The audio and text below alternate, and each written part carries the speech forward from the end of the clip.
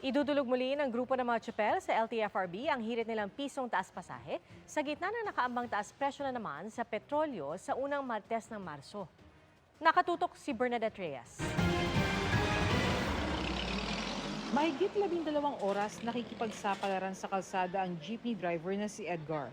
Mula nang sunod-sunod na nagtaas ang presyo ng diesel, nagdadagdag oras siya sa pamamasada.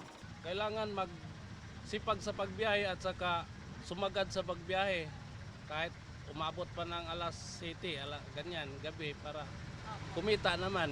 Sa susunod na linggo, mas hahabaan daw ni Edgar ang biyahe para mabawi ang inaasahang dagdag singil sa petrolyo. Sa taya ng Department of Energy o DOE, 50 centavos ang posibleng dagdag presyo sa diesel, mahigit piso sa gasolina at halos piso sa kerosene. Sa tala ng Department of Energy ngayong taon, 7 beses nang tumataas ang presyo ng gasolina. 8 beses naman nang tumataas ang presyo ng kerosene at diesel. Sa diesel nga, mahigit 8 pesos kada litro na ang nagiging taas presyo. Nakipagpulong na ang mga transport groups sa LTFRB para muling ihirit ang 1 peso provisional fare increase. October 2023 pa huling pinagbigyan ng hiling nilang pisong dagdag pasahe. Kung yan naman ay magpapatuloy pa ng pagtaas, paano ang ating gagawin? So maganda naman sagot ng ating chairman. Siguro ikapag-usapan natin by next week at ika-public consultation natin yan. Medyo mabigat kasi everyday halos ako nag-commute then mga 3 sakay kasi ako. So para sa akin mas mabigat na siya. Kung may pagbabasehan naman sila doon, okay na din.